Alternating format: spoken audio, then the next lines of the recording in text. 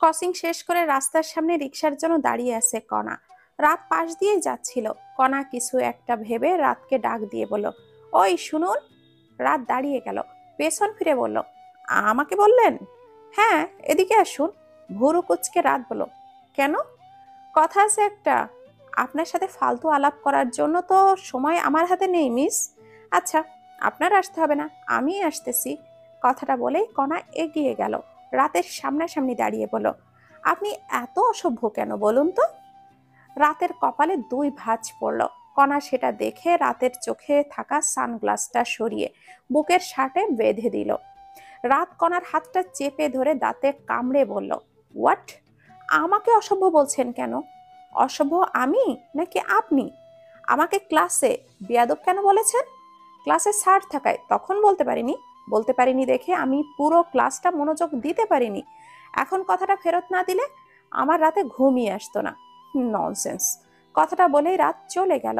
কণা ভেংচি কেটে বিড়বিড় করে বলল, ননসেন্স তো আপনি, বেয়াদব ছেলে। সন্ধ্যাকে বিকালের দিকে আশার বাসার সামনে নামিয়ে দেয়। সন্ধ্যা ভেবেছিল আশার বোধ হয় তার সাথে বাসায় আসবে, কিন্তু আশার আসেনি। সন্ধ্যা ভেবেছিল একবার বলবে বাসায় আসবেন না, কোনো সাহস কেন জানি করতে পারেনি সে। অগত্যা আশার চলে গেল, আর সন্ধ্যা কিছুক্ষণ নিচে দাঁড়িয়েই থেকে চলে আসলো। গাড়িটা দৃষ্টি সীমানার বাহিরে যেতেই সন্ধ্যা বাসার পথে রওনা দিল। বাসায় এসে বসার ঘরে আসতেই দেখতে পেল শ্রেয়া আর কণাকে। দুজনেই গল্প করতেছে। কণা সন্ধ্যাকে দেখেই এগিয়ে এসে বলল, বাপরে, এতক্ষণ ধরে ঘুরলি তার সাথে, যাকে তুই সন্ধ্যাকে থামিয়ে দিল। শ্রেয়া তাকিয়ে আছে। কণা চুপ হয়ে গেল। সন্ধ্যা রুমে আসলো, পেছনে পেছনে কণাও আসলো। মুখে কিছু আটকায় না, তাই না রে? যখন যার সামনে যা খুশি তাই বলে ফেলিস। কণা বিছানায় বসতে বসতে বলল, আমি তো ভুলেই গেছিলাম শ্রেয়াকে। আচ্ছা, একটা কথা বলতো। কি? আর কতদিন বোনের সাথে এইভাবে বিরোধ রাখবি বলতো? যতদিন বেঁচে রাখবো ততদিন। নিখিলকে তোর বোন কেড়ে নিয়েছিল বলেই আষাঢ়ের মতো সঠিক মানুষটা তোর জীবনে এসেছে রে সন্ধ্যা। নিখিল কেমন বের হলো তো দেখলি তো সবকিছু। সব দেখেছি আমি। আষাঢ় আমার লাইফে এসেছে বলেই আমি যে সব ভুলে যাব এমনটাও না। কেমন ভাবে দিন কাটিয়েছি আমি তো সেটা জানি, সেটা ভোলার মতো না। শ্রেয়া যদি পৃথিবীর সবচেয়ে ভালো মানুষদের মধ্যে হয়ে আমার সামনে আসে, তবুও সে আমার সেই আগের ভরসার ভালোবাসার জায়গাটা আর কখনোই পাবে না, কারণ সে সেটা চিরকালের জন্য হারিয়ে ফেলেছে। উফ, তোর আত্মসম্মান অনেক, বুঝলি? মানুষ হিসাবে এটা সকলেরই থাকা উচিত। আত্মসম্মান ধুয়ে ধুয়ে পানি খা তুই। এখন বল, কই গেছিলি ঘুরতে? ওই তো, একটা নদীর ধারে। কি কি করলি রে? নৌকায় ঘুরলাম, আইসক্রিম খেলাম, আর আর কি? হাতে হাত আর বাহুর সাথে মিলিয়ে লাগিয়ে পা ভিজিয়েছিলি, তাই তো? না, তবে হাত ধরে হাঁটা হয়েছে। তুই ভীষণ আনরোমান্টিক রে সন্ধ্যা। আমি থাকলে সব করে ফেলতাম। সেজন্যই তো এখনো তুই সিঙ্গেল রে বাবু। অপমান করিস না। তোর কোনো দেবর আছে নাকি রে সন্ধ্যা? হ্যাঁ, আছে তো। প্লিজ, তার সাথে আমার একটু সেটিং করিয়ে দিস না। ট্রাস্ট মি, তোর দেবরের লক্ষ্মী বউ হয়ে থাকবো আমি। সুন্দর সুন্দর রান্না করে খাওয়াবো তোকে। তাই? তার চোখ বড় বড় করে বলল সন্ধ্যা। হুম, ওকে, আই উইল ট্রাই। হ্যান্ডসাম তো তোর দেবর? সন্ধ্যা হেসে বলল, ভীষণ হ্যান্ডসাম। ওয়াও, তাহলে তো হয়েই গেল। বাই দা ওয়ে, তুই কি আষাঢ়কে বিয়ে করতে যাচ্ছিস? এটা বলছিস কেন? না, দেবর বললাম যে। সে তো আষাঢ়ের ভাই হবে, তাই না? আষাঢ়কে কি বিয়ে করা আমার উচিত হবে রে? অবশ্যই উচিত। বিয়ে তো একসময় করবি, তাহলে আষাঢ়কে কেন নয় রে? শুনলাম বেচারার ফ্লাইটও নাকি সামনে, যেতে দিস না রে। বিয়ে করে ফেল, দেশেই থাকুক। তো আমি বলবো কিভাবে? আমার ওম্যান খুললাম খুললাম খুললাম কথাটা এসে এলো। আমি শিখিয়ে দেব। বলবি, ওগো আশার, তুমি যেও না আমেরিকা। I love you. আমি তোমাকে ভালোবাসি। আমাকে বিয়ে করতে চাইলে বিদেশে যেতে পারবে না। সর, তোর নাটক ড্রামাবাজি একেবারে। আমি এগুলো করতে পারবো না। তোর দেবরকে এইসব করেই পঠাবো, দেখে নিস। আচ্ছা, ফ্রেশ হয়ে আসি, তুই থাক। এদিকে দিন যায় আর আষাঢ়ের ফ্লাইটের দিনও ঘনিয়ে আসে। অথচ আষাঢ় বেটার মন মস্তিষ্ক জুড়ে সন্ধ্যা সন্ধ্যা করছে। সে অপেক্ষা করতেছে সন্ধ্যা কখন না করবে আর আশার গাঁটটি বোচকা বেঁধে বাসায় চলে আসবে। রাতের দিকে সন্ধ্যার রুমে বসে চিন্তা করতে থাকে। তার উচিত মনে হচ্ছে আশারকে গ্রহণ করা, কেননা আশার ভীষণ ভালো একটা ছেলে। যতদিন কথা বলেছে, মিশেছে, নেগেটিভ কিছু পায়নি। তার চেয়ে বড় কথা, আশার তাকে ভালোবাসে, কিন্তু কিভাবে আশারকে বলবে সেটাই বুঝতে পারছে না। সে অনুভব করে আশার তার জীবনে এক নতুন অধ্যায় নিয়ে এসেছে। সময়ের সাথে সাথে তার অনুভূতিগুলো আরো গভীর হয়ে যাচ্ছে, কিন্তু সেই অনুভূতি প্রকাশ করার সাহস যেন তার ভেতরে কোথাও আটকে আছে। এর পরের দিন যখন কণা ও শ্রেয়া তাদের নিজেদের নিয়ে আলোচনা করছিল, তখন সন্ধ্যা হঠাৎ তাদের কথায় হস্তক্ষেপ করলো। কণাকে ডেকে বলল, এই রুমে আয় তো একটু। কণা উঠে রুমে আসলো, দেখলো সন্ধ্যা রুম জুড়ে পায়চারি করছে। কিছু বলবি? হুম, বল। শোন, আমি ভাবছি আষাঢ়কে কিছু বলবো। কণা চমকে উঠে বলে, কি বলবি? আষাঢ়ের জামানি কিছু? সন্ধ্যা বলল, হুম, আমি ভাবছি তাকে বলবো যে আমি হয়তো তাকে ভালোবেসে ফেলেছি, কিন্তু কিভাবে বলবো সেটাই তো বড় সমস্যা। আমার হাত পা কাঁপছে, গলা শুকিয়ে আসছে এটা ভাবলেই। কণা মুচকি হাসি দিয়ে বল, হে, এটা তো অনেক সহজ। তুই শুধু তোর অনুভূতি প্রকাশ করবি চোখ বন্ধ করে। আশার ভাইয়ের নিজের থেকেই সবকিছু বুঝে নেবে। ভয় করছে রে ইয়ার। डरना मत तू मेरा बेस्ट फ्रेंड, तुझे करना ही पड़ेगा। দোস্ত শোন, দরকার পড়লে তুই কানে ব্লুটুথ রাখবি, আমার ফোনে থাকবো, আর তুই বলবই আর আমি শিখিয়ে দিব তোকে। মজা নিচ্ছিস? আরে একদমই না। সাহস সঞ্চার কর বোন, সাহস সঞ্চার কর। সন্ধ্যা সাহস পেল না, তবে মনে বারবার বলল যে কোনো উপায়েই আশারকে বলতেই হবে। রাত তখন গভীর হয়ে এসেছে। সন্ধ্যা প্রস্তুতি নিচ্ছে কিভাবে আশারকে জানাবে তার অনুভূতি। আশার যে তাকে ফেরাবে না, কোনো মতেই না, এটা জানে, তবুও ভয়ে আড়ষ্ট হয়ে জড়িয়ে ধরেছে তাকে। সন্ধ্যা ঘুমাতে যায়, কিন্তু ঘুম আসছে না। তার মনে কেবল আষাঢ়ের কথাই ঘুরপাক খাচ্ছে। সে ভাবে, কাল আমি বলবো, আমার অনুভূতি প্রকাশ করব। আবার ভাবে, এখন ফোন করে জানিয়ে দিই ফোনে।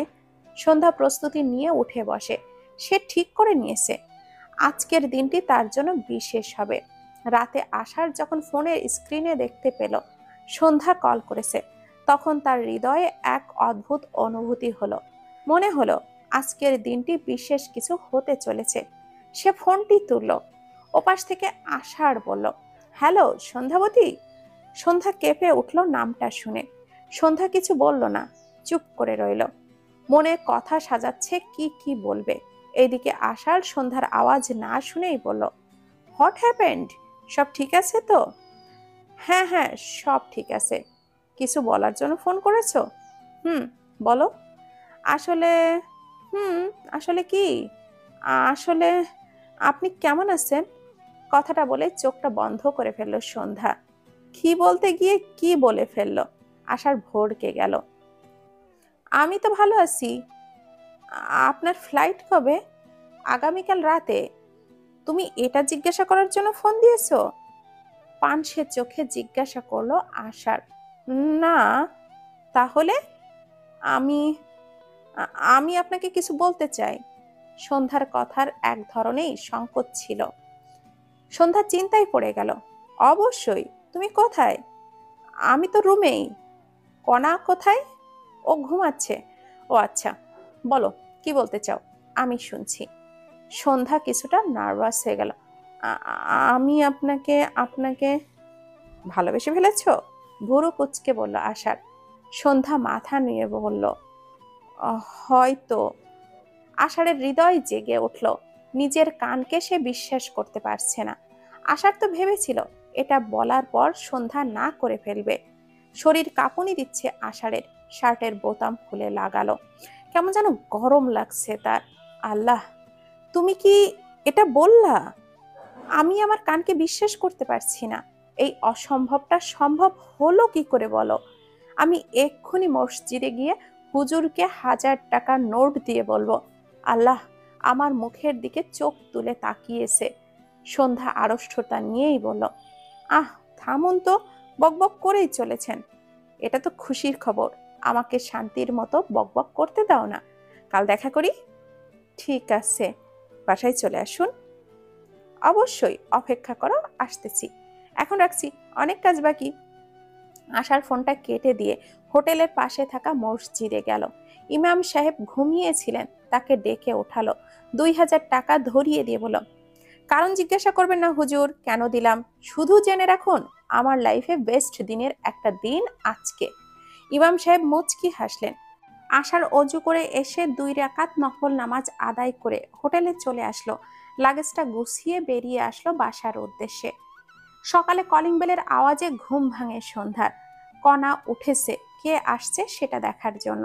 কণা রুম থেকে বের হতেই সন্ধ্যাও বের হলো। বসার ঘরে আসতেই কণা সন্ধ্যাকে দেখতে পেল। আষাঢ় আর রাত দাঁড়িয়ে আছে দরজার বাহিরে। আষাঢ়ের হাতে মিষ্টির প্যাকেট। শ্রেয়া ভুরু কুচকে বলল, মিষ্টি হাতে নিয়ে আমাদের বাসায় যে, কোনো সুসংবাদ আছে নাকি?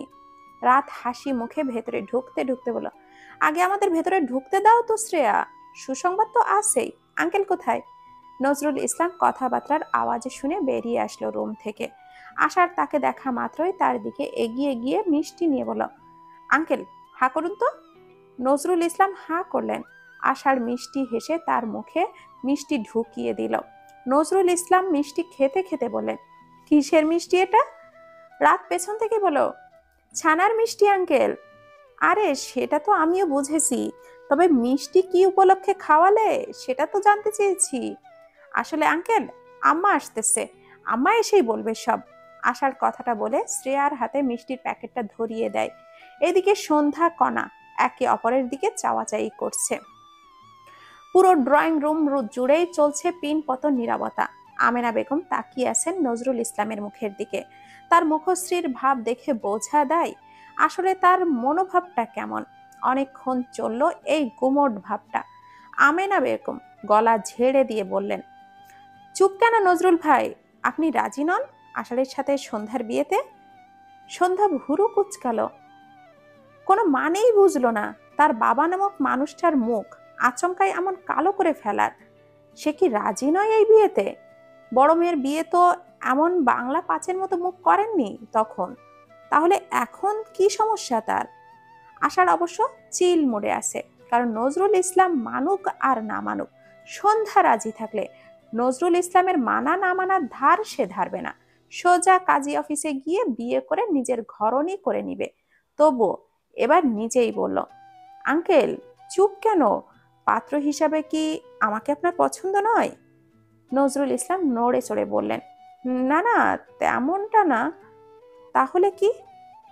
সন্ধ্যা রাজি হবে নাকি সেটাই ভেবে পাচ্ছে না।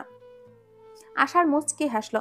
দূরে দাঁড়িয়ে থাকা সন্ধ্যার দিকে তাকিয়ে বলল, আপনার মেয়ের অনুমতি আছে আঙ্কেল, সেজন্যই সাহস করে প্রস্তাব নিয়ে আসা। নজরুল ইসলাম একটু চমকালো, তবে তা বুঝতে দিল না। তোদের ভেতরে কি আগে থেকেই সম্পর্ক ছিল?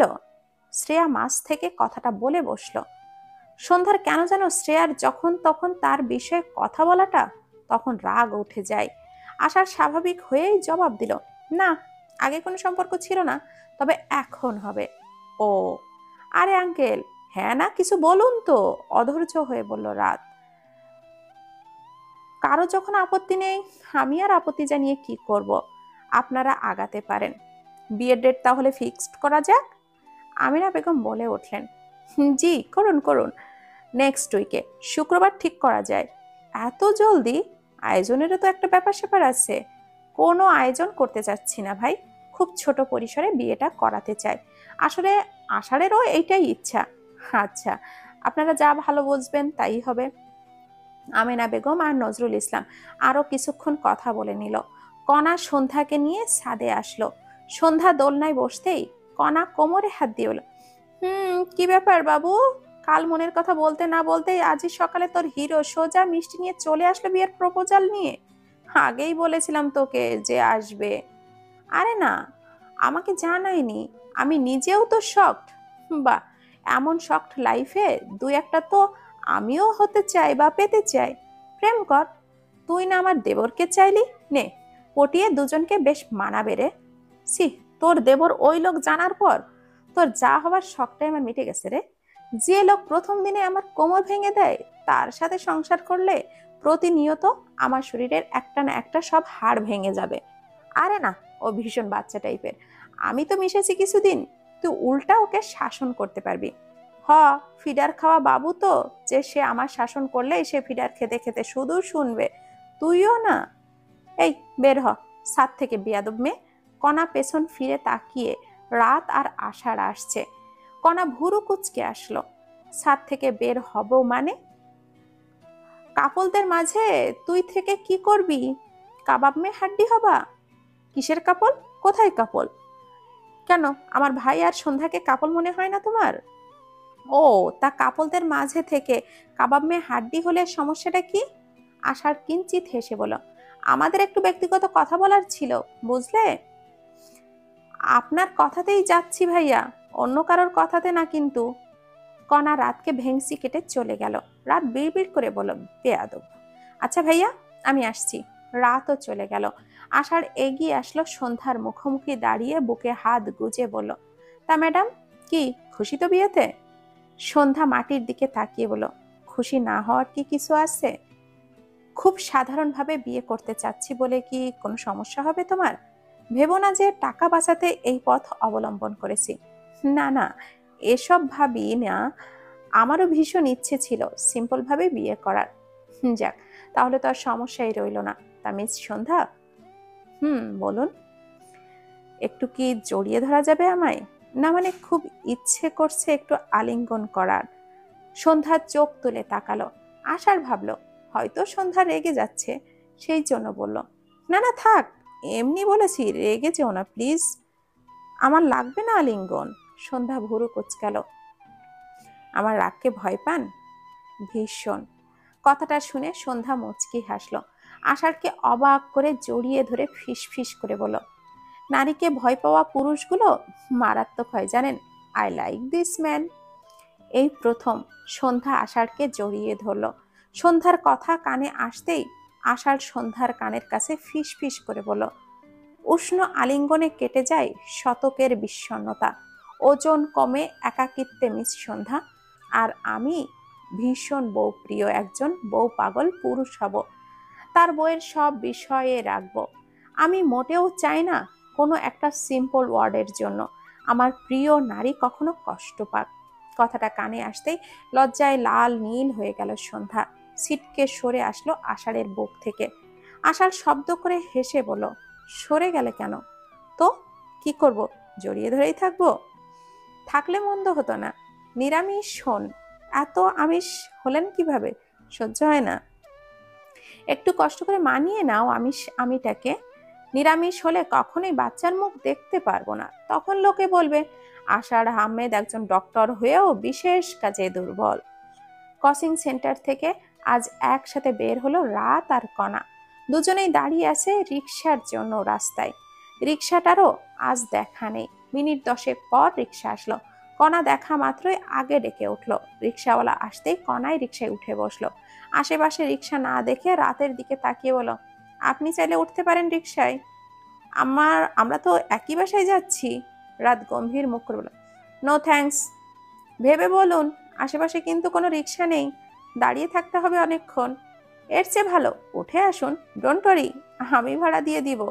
মেয়ে বলে ফায়দা উঠাবো না, ঠিক আছে? ব্যাপার কি বলুন তো? কিসের ব্যাপার? সেদে সেদে উপকার করছো যে? আরে, আপনি তো আমার বান্ধবীর দেবর। তো আপনার সাথে বাজে বিহেভ করলে পরে যদি আমার বান্ধবী শ্বশুরবাড়ি যাওয়ার পর অত্যাচার করেন তখন? এই জন্যই ভাবছি এখন থেকে আপনাকে বিয়ের মতোই ট্রিট করব। একটা রিক্সা আসতেই রাত রিক্সাকে ডাক দিয়ে বলল, রিক্সা চলে এসেছে, আর দরকার নেই তোমার উপকারের। কণা মুখ ভেঙালো। রাত অন্য রিক্সায় উঠে বসলো। কণা বিরক্তিকর মুখ নিয়ে বলল, এই মামা চলো, মানুষজন যেচে উপকার করতে নেই। আমেনা বেগম বিকালের দিকে সন্ধ্যা আর কণাকে নিয়ে স্বর্ণ অলংকারের দোকানে চলে এসেছে। সন্ধ্যার হাতের মাপে আংটি বানাতে দিল, কারণ এই সপ্তাহে তাদের এঙ্গেজমেন্ট।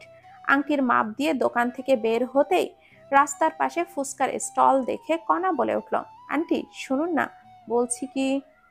বলো মেয়ে। ফুচকা খাই চলুন। স্টল দেখেই আমার জিভে জল চলে আসছে। তুমি আর সন্ধ্যা গিয়ে খেয়ে এসো। সে কি, আপনি যাবেন না? না, তোমরা যাও। তাহলে আন্টি চলুন বাসায় ফিরে যাই। কেন, তুমি না বললা ফুচকা খাবা? আপনারও খেতে হবে আমাদের সাথে। বাইরের খাবার খেতে পারি না মা, পেট খারাপ হয় আমার। একদিন খেলে কিচ্ছু হবে না, যদি রাজি থাকেন তবেই আমরা খেতে যাব, তা না হলে দরকার নেই। আচ্ছা চলো, একটা খাবো কিন্তু। ওকে, চলুন। সন্ধ্যা, আমেনা বেগম আর কণা মিলে স্টলে গিয়ে 3 প্লেট ফুচকা অর্ডার দিল। আমেনা বেগম 3টা খেয়ে আর খেতে পারলো না। বিল মিটিয়ে তারা বাসায় চলে আসলো। সন্ধ্যা নিজের রুমে আসতেই দেখলো তার ফোনটা বেজে উঠছে। ফোনটার দিকে তাকাতেই দেখলো আশার ফোন করেছে। ফোনটা রিসিভ করে কানে নিতেই ওপাশ থেকে আশার বলে উঠল, বাসায় এসেছো? হুম, কেবলই আসলাম। ও আচ্ছা, রাতে বের হতে পারবে? কেন? এঙ্গেজমেন্টের জন্য শপিং করতে।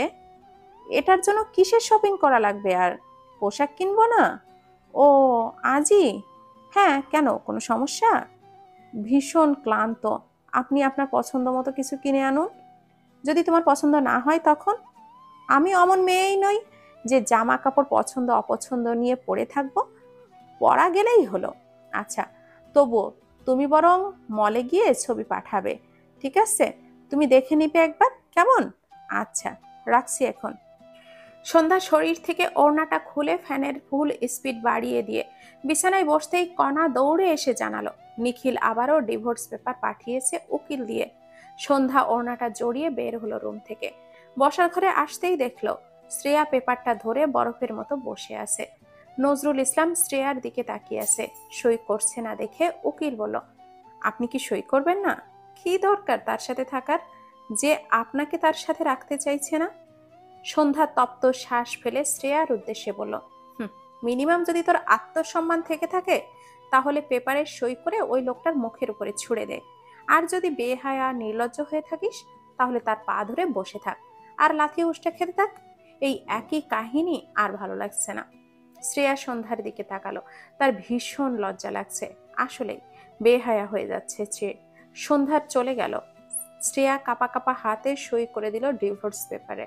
উকিল চলে গেল পেপারটা নিয়ে, যে যার রুমে চলে গেল। শ্রেয়ার গাল বেয়ে আসা জলটুকু মুছে নিয়ে বলল, অতঃপর মুক্তি দিয়ে দিলাম তোমাকে। আর বুঝলাম জোর করে ভালোবাসা পাওয়া যায় না। রাত প্রায় 10টা বাজে। আকস্মিক এই রাতের বেলা বাহিরে প্রবল ঝড়ো মেঘ বইছে। আকাশ পাতাল এক করে দিয়ে বাতাসের সাথে পাল্লা দিয়ে বৃষ্টি নামছে। কারেন্ট চলে গিয়েছে। সন্ধ্যা রুমের সব জানালা বন্ধ করে বিছানায় কাঁথা শরীরে দিয়ে বসে আছে। পাশেই কণা কাঁথা মুড়ি দিয়ে ঘুমিয়ে আছে। কণা শোয়ার জন্য উদ্যত হতে নিলেই আকস্মিক ফোনটা বেজে ওঠে। সন্ধ্যা ফোনের দিকে তাকিয়ে দেখে আশার ফোন করেছে। সন্ধ্যা ফোনটা রিসিভ করলো। আশার ওপাশ থেকে বলে উঠল, নেট অন করো। সন্ধ্যা বুড়ো কুচকালো, কারেন্ট নেই তো। ওহ, ডাটাও নেই? না। আচ্ছা, 1 মিনিট ওয়েট করো। আশার ফোনটা কেটে মলের বাহিরে এসে ফ্লাক্সির দোকান থেকে সন্ধ্যার ফোনে ডাটা পাঠালো। সন্ধ্যা মেসেজের শব্দ পেতেই ফোনের দিকে তাকিয়ে দেখলো ডাটার মেসেজ এসেছে। 50 জিবি পাঠিয়েছে। সন্ধ্যা তড়িঘড়ি করে ফোনের ডাটাটা অন করলো। সাথে সাথে আষাঢ়ের ভিডিও করা কল আসলো। সন্ধ্যা দেখতে পেল লোকটা মলের ভিতরে। আপনি মলে এখন? আশার ভিজে যাওয়া চুলগুলো ঝাড়তে ঝাড়তে বলো, হ্যাঁ বললাম না আসবো। ঝড় হচ্ছে না বাহিরে? তাতে কি? তাতে কি মানে? এই ঝড় বৃষ্টির মধ্যে আপনি গাড়ি ড্রাইভ করে মলে এসেছেন? হ্যাঁ। আচ্ছা বাদ দাও ওসব কথা, দেখো কোনটা পছন্দ হয়। সন্ধ্যা শাড়িগুলোর দিকে তাকালো। প্রায় অনেকগুলো sari, blue, white, red, purple, মিষ্টি, মেরুন, ব্ল্যাক। চোখ সরিয়ে নিয়ে বলো, আপনার পছন্দ করে নিয়ে আসুন না একটা। পছন্দ হয় এগুলো? হ্যাঁ হয়েছে। আশার দোকানদারের দিকে তাকিয়ে বলো, সবগুলো প্যাক করে দিন। সন্ধ্যা বড় বড় করে তাকালো। সব মানে? সব মানে সব? কার জন্য এত শাড়ি? আমার প্রিয় নারীর জন্য। পাগল নাকি আপনি? এঙ্গেজমেন্ট তাই বলে এত শাড়ি?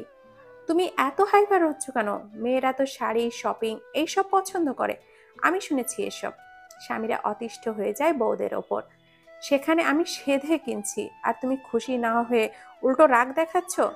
অযথা কেন এত খরচ করবেন? ভবিষ্যৎ নেই? সঞ্চয়ী হন। ভবিষ্যৎ? তার জন্য ভাবা আছে? তোমার হবু বর যা ইনকাম করে আলহামদুলিল্লাহ তোমার শখ পূরণ করেও 1/3 বেঁচে রবে। বাহ, বড় লোকস দেখি আপনি। হ্যাঁ, বিল গেটস হব কদিন পর। শাড়ি কমিয়ে নিন, দুটো নিন। প্যাক করা শেষ, এখন আর বলে লাভ নেই। আপনার জন্য কি কিনবেন? হোয়াইট পাঞ্জাবি নিয়েছি একটা। ফিরবেন কখন বাসায়? বাইরে তো এখনো বৃষ্টি। এই তো এখনই ফিরবো।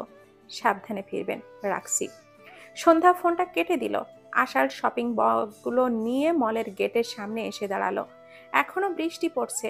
আশার আর সময় নষ্ট করলো না, পার্কিংয়ে গিয়ে গাড়িতে উঠে চলে আসলো। সাত সকালবেলা রাত এসেছে সন্ধ্যাদের ফ্ল্যাটে। দরজা ঠকঠক করার শব্দে কণা এগিয়ে এসেছিল দরজা খুলতে। দরজাটা খুলতেই রাতকে দেখতে পেয়ে কিঞ্চিত অবাক হলো। রাত হাতে থাকা শপিং ব্যাগগুলো কণার হাতে ধরিয়ে দিল। কণা ব্যাগগুলোর দিকে তাকালো। এতগুলো, এগুলোতে কি আছে? শাড়ি। সরি, আমি শাড়ি পরি না, নিয়ে যেতে পারেন এগুলো। রাত বুকে 2 হাত গুজে বলল, ও হ্যালো মিস কণা, এগুলো আপনাকে কে বলল? এই যে আপনি আমাকে দিলেন। এগুলো আপনার না, এগুলো সন্ধ্যার জন্য, ভাইয়া পাঠিয়েছে। কণা বোকা চাহনি নিয়ে হেসে বলল, আরে আমি তো মজা করছিলাম, এগুলো সন্ধ্যার, আমি তো জানি। আসছি। রাত চলে গেল। কণা দরজাটা আটকে রুমে আসলো। সন্ধ্যা বিছানায় বসে ফোন স্ক্রল করছিল। কণার হাতে প্যাকেট দেখে বলল, কে দিয়ে গেল? তোর দেবর, ধর নে। সন্ধ্যা শাড়িগুলো এক এক করে খুলে দেখলো। তারপর আষাঢ়কে মেসেজ পাঠালো। পরবো কোনটা এঙ্গেজমেন্টের দিন? আষাঢ় ফিরতি মেসেজ পাঠালো, মেরুন রঙের শাড়িটা পরিও, এঙ্গেজমেন্টের দিন। আষাঢ়ের বলা কথা অনুযায়ী সন্ধ্যা আজ মেরুন রঙের শাড়ি পরেছে। সাজার শেষে আষাঢ়কে ছবি পাঠাতে ভুলল না। ছবির নিচে লিখে দিল, ভালো লাগছে। আষাঢ় পাঞ্জাবির বোতাম লাগাচ্ছিল। সন্ধ্যার ছবি দেখে বিড়বিড় করে মাশাআল্লাহ উচ্চারণ করলো। টাইপ করলো, সুন্দর লাগছে। শুধুই সুন্দর না, মারাত্মক সুন্দর লাগছে। ধন্যবাদ জনাব। আপনি রেডি? ইয়েস।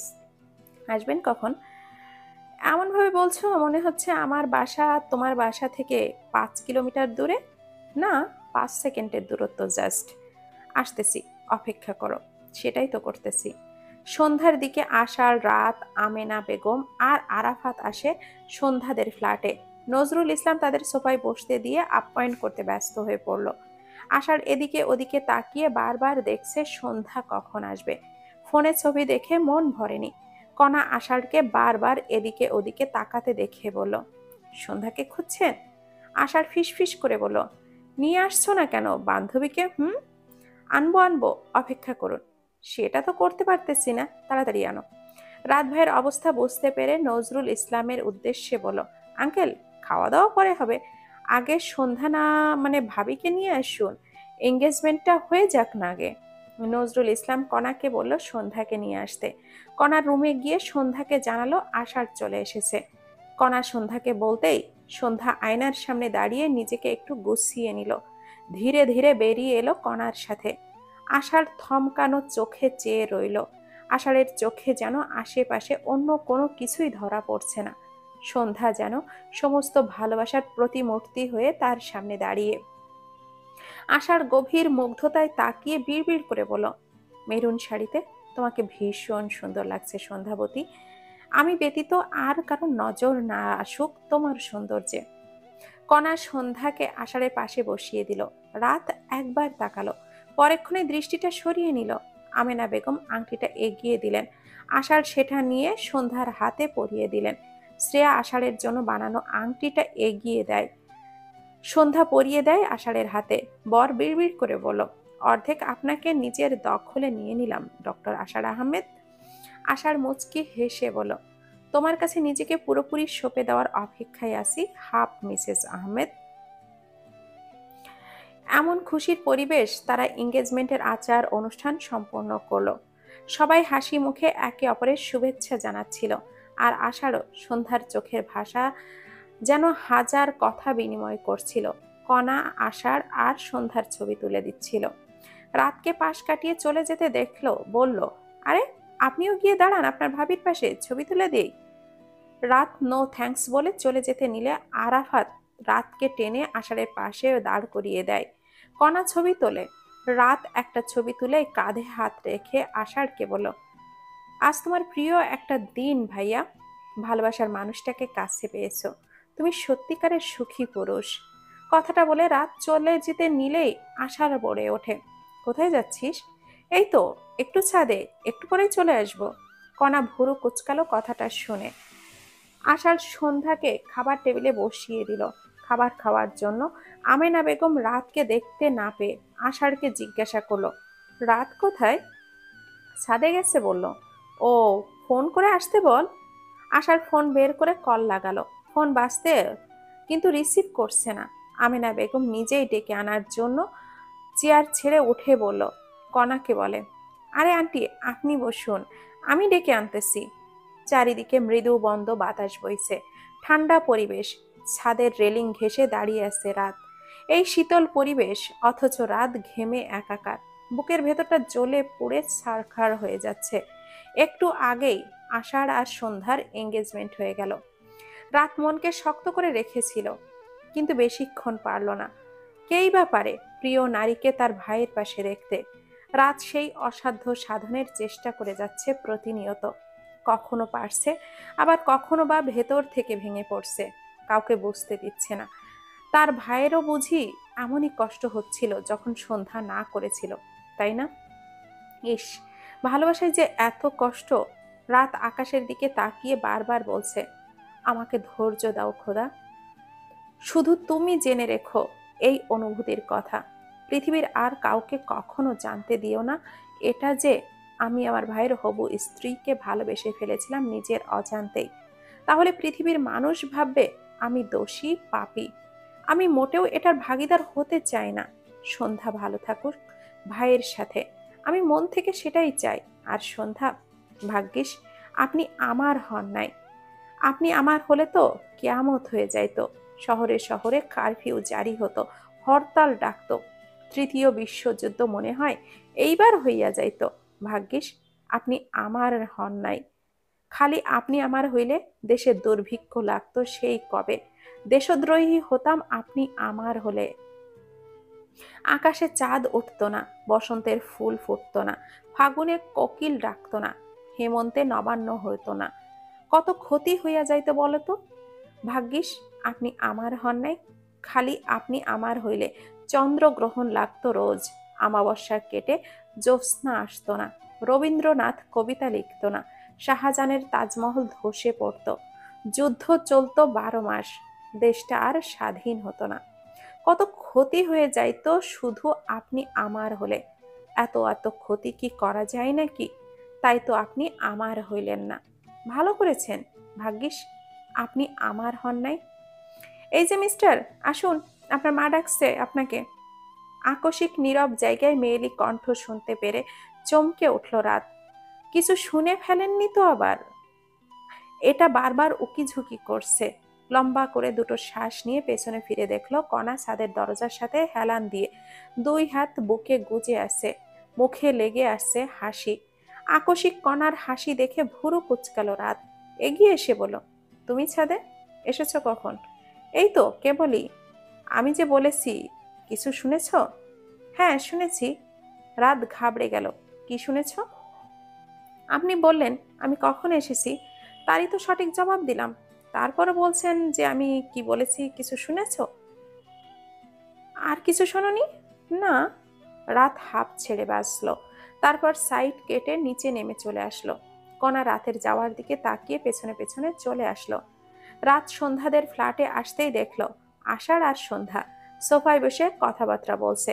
আমেনা বেগম রাতকে দেখেই বলল, কই ছিলি? খেতে বস। আমরা খেয়ে নিয়েছি। শ্রেয়া খাবার বাড়লো। কণাকে পেছনে দেখে কণার আর রাতের উদ্দেশ্যে বলল, রাত কানা। কথাটা বলেই রাত আর কণার দিকে তাকালো। সরি, রাত আর কণা, তোমরা দুজনে খাওনি। এসো এসো, বসো, খেয়ে নাও। রাত বসে পড়ল খেতে। কণা রাতের সামনাসামনি এসে বসে খেতে আরম্ভ করলো। রাত ভীষণ মনোযোগ সহকারে খাবার খাচ্ছে। কণা খাওয়ার মাঝে একটু একটু করে রাতকে দেখছে। রাত খাওয়া শেষ করে দাঁড়াতেই আমেনা বেগম সবার থেকে বিদায় নিয়ে চলে গেল। আষাঢ় সন্ধ্যার দিকে তাকিয়ে বলল, আসছি। সন্ধ্যা হুম বলে আষাঢ় আর রাত চলে গেল। সন্ধ্যা রুমে এসে শাড়ি চেঞ্জ করে আসে। কণা বিছানায় শুয়ে শুয়ে ফেসবুক স্ক্রল করছিল। পাশের ড্রেসিং টেবিলের সামনে বসলো সন্ধ্যা চুল বাঁধার জন্য। আকস্মিক একটা ভিডিও সামনে আসলো। এক মহিলা হাতে তসবিহ পাঠ করছে। প্রায়শ আসে এই মহিলার ভিডিও। কখনো কোরআন শরীফ পড়া নিয়ে ভিডিও করে, তো কখনো নামাজ নিয়ে। আশ্চর্য, নামাজ কালাম এসব ভিডিও কি আদৌ ঠিক? কণার রাগ হলো, সন্ধ্যাকে শুনিয়েই বলল, জানিস সন্ধ্যা, আজকাল না মনে হচ্ছে জাহান্নাম থেকে বেশ কিছু ইবলিশ ছাড়া পেয়েছে, আর তারা সোজা পৃথিবীতে অবতরণ হয়েছে এক প্রাপ্তবয়স্ক মহিলা রূপে। সন্ধ্যা কিছুই বুঝলো না, পেছন ফিরে বলল, মানে? মানে আর কি, দেখ, ফেসবুকে ঢুকে শান্তি নেই। এই মহিলার ভিডিওগুলো শুধু সামনে আসতেছে। কোন লেভেলের মানুষ রে ভাই এরা! তসবি পাঠ করে ভিডিও করতেছে, আর সাথে আছে ভাইয়ের মেয়ে। ফুপুরে বলছিস নামাজ পড়তে যাচ্ছিস, তাকেও যেতে, ভালো কথা, কিন্তু মুখের ওপরে থেকে খিমারটা তুলে দাঁত কেলিয়ে কেন বলতে হবে জুম্মা মোবারক? সন্ধ্যা টিটকিরি মেরে বলল, ধর, তোর শাশুড়ি আর ননদ এমন টাইপের হলো, তাহলে কি করবি? কখনোই না, আমার ননদ নেই। তুই তো বললি তারা দুই ভাই, আর তোর শাশুড়ি তো এমন টাইপের না। সো আমার এমন শাশুড়ি হবার প্রশ্নই আসে না। সন্ধ্যা ভুরু কুচকে বলল, তুই কি সিরিয়াস রাতকে নিয়ে? অবশ্যই। হোয়াই? আমি তো ফান করে বলতেছি সব, বাট আমি সিরিয়াস। কেউ? তুই না ওরে দেখতে পারতি না? প্রথম প্রথম এমনটাই হয়, বুঝলি? তুই তো আষাঢ়কে প্রথম মানতে চাসনি, পরে তো চোখে চোখে হারাচ্ছিস। ধরে নে এমন কিছুই। রাত জানে না? জানাবো নে কোনো একটা সময়। তবে শোন, তোর দেবরের লাইফে কাউকে ঢুকতে দিস না, আমার জন্য জায়গা করে রাখিস। আচ্ছা। কথাটা বলে চুল বাঁধা শেষ হলো সন্ধ্যার। বিছানায় এসে শুয়ে পড়ে। সকালে কণা বাসা থেকে বের হতেই দেখা মেলে রাতের। রাত কাঁধে ব্যাগ নিয়ে দাঁড়িয়ে আছে। কণা সেধেই বলল, এই যে মিস্টার না নাইট, শুনুন। রাত পেছনে ফিরে বলল, বলুন। ক্রসিংয়ে তো যাবেন, তাই না? হুম, চলুন আজ একসাথে যাওয়া যাক। দেখুন আবহাওয়াটা কি শীতল। আবহাওয়ার সাথে একসাথে যাওয়ার বিষয়টা ঠিক বুঝলাম না। হাঁটা ধরুন বলছি। বাহ, একবার বলাতেই হাঁটা ধরলেন। আজ আর না না করলেন না দেখছি, কারণটা কি? জানি না। আপনি কোন দেশে হারায়ে এডুকেশন করতে চাচ্ছেন শুনি? কানাডা। আর আপনি? সেম। নাইস। ভাবুন, আপনার আমার ফ্লাইট একই দিনই হলো, আমরা কি একই জায়গায় চান্স পেলাম? কেমন হবে? কেমন হবে? আরে ভালোই হবে। আসলেই অচেনা জায়গায় আপন বলতে অন্তত কেউ একজন তো থাকবে। আপন মানে? না মানে চেনা। আচ্ছা, আপনার গার্লফ্রেন্ড আছে? রাত ভুরু কুচকালো। হয়, এসব জেনে কি করবেন? না এমনি, আসলে আমি সিঙ্গেল তো। তো? তো মানে কি? এমনি আক্স করছি, সিঙ্গেল নাকি ডাবল? কণা হেসে বলল। হাসছেন কেন? না এমনি, চলুন এসে গেছি আমরা। রাত কণা একসাথে ভেতরে ঢুকলো। ক্লাসে আসতেই দেখলো কসিংয়ে হওয়া এক বান্ধবী তার জন্য জায়গা করে রেখেছে। কণা গিয়ে তার পাশে বসলো, মনোযোগ দিয়ে ক্লাস করলো। ক্লাস শেষ হলে বের হয়ে কণা ফ্রেন্ড নিশাকে কণা ডেকে বলল কিছুক্ষণ বসে যেতে, তারা আড্ডা দিবে।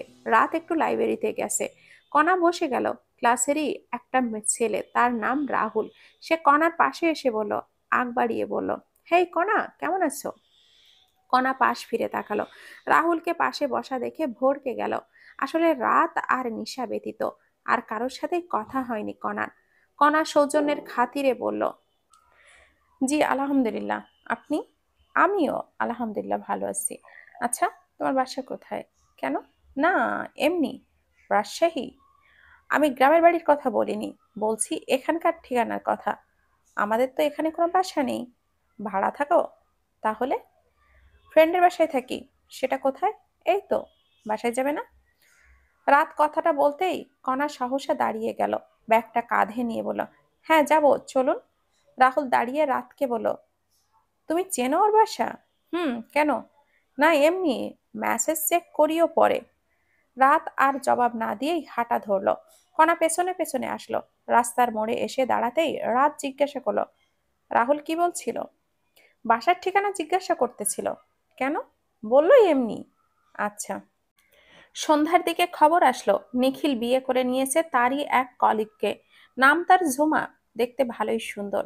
শ্রেয়া ফোনে তাদের দুজনের ছবিই দেখছে। একটু আগে নিখিলের ফ্রেন্ড পাঠিয়েছে। সন্ধ্যা উকি দিয়ে দেখলো ছবিটা এক নজর। সন্ধ্যার মা পাশেই সোফায় বসেছিল। নিখিলের বিয়ের কথা শোনার পর থেকেই থম মেরে বসে আছে। 1 মাসও তো হলো না তাদের ডিভোর্সের, এরই মধ্যে নিখিল বিয়ে করে নিল। সন্ধ্যার মা শ্রেয়ার দিকে তাকালো, বলল, এই ছেলেকে বিয়ে করার জন্য তুই কি না সুইসাইড করতে চেয়েছিলি? তোর বাবাকে তার ইচ্ছার বিরুদ্ধে রাজি করিয়েছিলি, এখন কি পেলি? আমার ছোট মেয়ের সুখ শান্তি কেড়ে নিয়ে দিন শেষে তুই তো নিজেই অসুখী হয়ে গেলি শ্রেয়া। সন্ধ্যা কপাল কুঁচকে মায়ের দিকে তাকালো। সুইসাইডের চেষ্টা মানে? হ্যাঁ, শ্রেয়া সুইসাইডের চেষ্টা করেছিল নিখিলকে পাবার জন্য। তখন তুই তোর খালার বাসায় ছিলি। আমরা বুঝিয়েছিলাম তুই নিখিলকে ভালোবাসিস। আমরা সবাই তোদের দুজনের বিয়ে ঠিক করে রেখেছিলাম, কিন্তু এই মেয়ে শোনেইনি। নিখিল তোকে ভালোবাসতো, সেটা ও সহ্যই করতে পারেনি, কারণ ও নিজেও নিখিলকে পছন্দ করত। এই বলেই ব্ল্যাকমেল করিয়েছিল যে নিখিলের সাথে বিয়ে না দিলে ও নিজেকে শেষ করে ফেলবে। নিখিল তো রাজিই ছিল না, তোর বাবা হাতে পায়ে ধরে রাজি করিয়েছিল। শেষে না পেরে নিখিল রাজি হয়েছে। সন্ধ্যার হাসি পাচ্ছে ভীষণ। কেন পাচ্ছে জানা নেই, হাত তালি দিয়ে বলল, আমাদের পরিবারটা কোনো অংশে সিনেমার থেকে কম দেখছি না মা। এই যে নিখিল ভাইয়ের সাথে আমার বিয়ে হয়নি, তার জন্য আফসোস হয় না, কিন্তু ভাবছি একটাবার কি আমার দিকটা ভেবেছিলে তখন? এই কাজটা আমিও তো করতে পারতাম। এই ধরে ওদের বিয়েটা মানতে পারছিলাম না বলে সুইসাইড করে বসলাম। পারতাম না বলো তখন? তোমাদের ভাবনা চিন্তার হয়তো আমি কোনো দিনও ছিলাম না। শুনেছি বাবা মায়ের প্রথম সন্তান হচ্ছে চমৎকার এক জীবন্ত খেলনা। এই খেলনা সবাই ভালো বলে। খেলনা যখন হাসে বাবা মাও হাসে, খেলনা যখন কাঁদে বাবা মায়ের মুখ অন্ধকার হয়ে আসে। তাই বলে, আমার কথাটা ভাবনি একবার? এই যে তোমরা ভাবনি আমার কথা, সেজন্য আমি কষ্টে নেই। আমার সাথে করা অন্যায়ের শাস্তি বলবো নাকি অন্য কিছু বলবো জানি না, তা কিন্তু পেয়ে গেছে আমাদের আদরের বড় মেয়ে। কি বলো? বিশ্বাস করো, আমার মোটেও খারাপ লাগছে না ওর জন্য, আর ভবিষ্যতেও লাগবে না খারাপ। আর তো আছি কটা দিন। তোমার মেয়েকে বলে দিও আর যেন আমার কোনো কিছুতেই নজর না দেয়।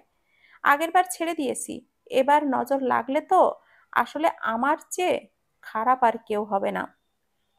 কথাটা বলেই সন্ধ্যা রুমে চলে গেল। শ্রেয়া অপমানে জর্জরিত, ফোনটা নিয়েই রুমে চলে গেল। আর কতদিন শুনতে হবে এইসব কথা? ভুল করেছে মানছে, শাস্তি তো পাচ্ছে, তার উপরে কেন সন্ধ্যা কাটা ঘায়ে নুনের ছিটা দিচ্ছে? কণা রুমে এসে দেখলো সন্ধ্যা পায়চারি করছে রুম জুড়ে। কণা বিছানায় বসে বলল, এভাবে বলাটা তোর উচিত হয়নি রে সন্ধ্যা। বেচারা তো পেয়েছে তার কর্মের শাস্তি, তার উপরে মুখে বলে আরো কষ্ট দিয়েছিস তাকে। আই ডোন্ট কেয়ার কণা। অন্যায় করলে তার পাল্টা জবাব শোনারও মানসিকতা তৈরি করে রাখতে হয়। আমি অমন বোন না যে সব ভুলে তাকে জড়িয়ে ধরবো। যা হয়েছে আমি ভুলে গেছি, তুইও ভুলে যা। সারা জীবন মনে রাখবো, আর ওকেও মনে রাখবো। ও বোন হয়ে আরেক বোনের শান্তি নষ্ট করেছিল। পৃথিবীর লোকজন খারাপ বলবে, বলুক, সমস্যা নেই।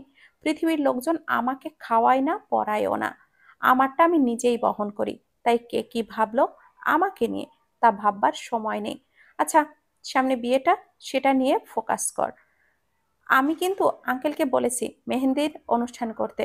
আঙ্কেল রাজি হয়েছে। মেহেন্দিতে কিন্তু আমি সেই সাজ দিব, একদম তোর দেবর আমাকে দেখে ক্রাশ খাবে, পটেই যাবে, তুই দেখে নিস। তাই হোক, পটে যাক সে। চল ঘুম দিবি, তুই ঘুমা, আমি একটা ফোন করে আসি। কাকে? ও, বুঝেছি বুঝেছি, যাও যাও, বাবুকে ফোন করে আসো। সন্ধ্যা ফোন নিয়ে বেলকনিতে চলে আসলো। আষাঢ়ের নাম্বারে কল লাগাতেই ফোনটা রিসিভ হলো। হ্যালো, কোথায় আপনি? হসপিটালে। কোনো কিছু দরকার? বাসায় আসবেন কখন? ফিরতে রাত হবে, খেয়েছো? না। কেন? রাত তো অনেকটাই বাজে। খাওয়ার মতো পরিস্থিতি নেই। কেন? নিখিল বিয়ে করেছে জানেন? আশার চমকালো শুনে। না তো। তার বিয়ের ছবি পাঠালো তার এক ফ্রেন্ডের দিয়ে। এক কলিগকে বিয়ে করেছে সে। না, ঝুমা না কি যেন নাম। ও, বাসার পরিস্থিতি কেমন এখন? শান্তই। খেয়ে নাও গিয়ে। নামবে না গলা দিয়ে? ভিডিও কল দেই? হুম, দিচ্ছি, ওয়েট। আশার ফোনটা কেটে দিয়ে ভিডিও কল দিল। মুহূর্তে স্ক্রিনে ভাসলো সন্ধ্যার মুখ। সন্ধ্যা বেলকনিতে দাঁড়িয়ে আছে। আজকাল তো ঠান্ডা পড়েছে ভীষণ। তুমি বেলকনিতে কেন? রুমে আসো। কণা আসে রুমে। আমরা কোনো 18+ কথাবার্তা বলছি না সন্ধ্যা। কণা শুনলে ক্ষতি হবে, বুঝতে পেরেছো? রুমে আসো। সন্ধ্যা রুমে আসলো। কণা বলল, কথা বলা শেষ? আয় ঘুমা। না, ফোনে আছে ও, ভিডিও কলে। ও আচ্ছা। আসসালামু আলাইকুম হবুদুল্লাহ ভাই। ওয়ালাইকুম আসসালাম। তোমার বান্ধবী শুনলাম খায়নি কিছু, তুমিও কি খাওনি? আসলে ভাইয়া কেউই খায়নি। যাও, খাবার নিয়ে আসো দুজনের জন্য, খেয়ে নাও। আচ্ছা। কণা চলে গেল খাবার আনতে। শুধু শুধু খাবার আনতে বললেন। আমি কিন্তু খাবো না, না খেলে পিটানি দিয়ে মেরবো। খেয়ে নাও, আমার অপারেশন আছে, রেডি হতে হবে। খেয়ে ঘুমিয়ে পড়বে, কেমন? আচ্ছা। খাবে কিন্তু প্রমিস করো। আচ্ছা। আচ্ছা কি বলো, প্রমিস? প্রমিস। হুম, গুড গার্ড। আল্লাহ হাফেজ। রাত স্টাডি রুমে বসে আছে। আকস্মিক ফোনে মেসেজ পেয়ে মেসেঞ্জারে ঢুকে দেখে রাহুল মেসেজ দিয়েছে। হাই। রাত টাইপ করলো, বলো কি বলবে। রাহুল রাতেরই মেসেজের অপেক্ষায় ছিল। ফ্রি আছো? না। ও আচ্ছা। কনার বাসাটা কোথায়? রাজশাহী। সেটা তো জানি। এখানে কোথায় থাকে? আমাদের বাসায়। তোমাদের বাসায়? তোমার রিলেটিভ? হ্যাঁ, কেন? সামনাসামনি বলি কথাটা, তুমি হেল্প করতে পারবে আমাকে? রাত ভুরু কুচকে তাকিয়ে রইল ফোনে। কিসের হেল্প করার কথা বলছো এই ছেলে?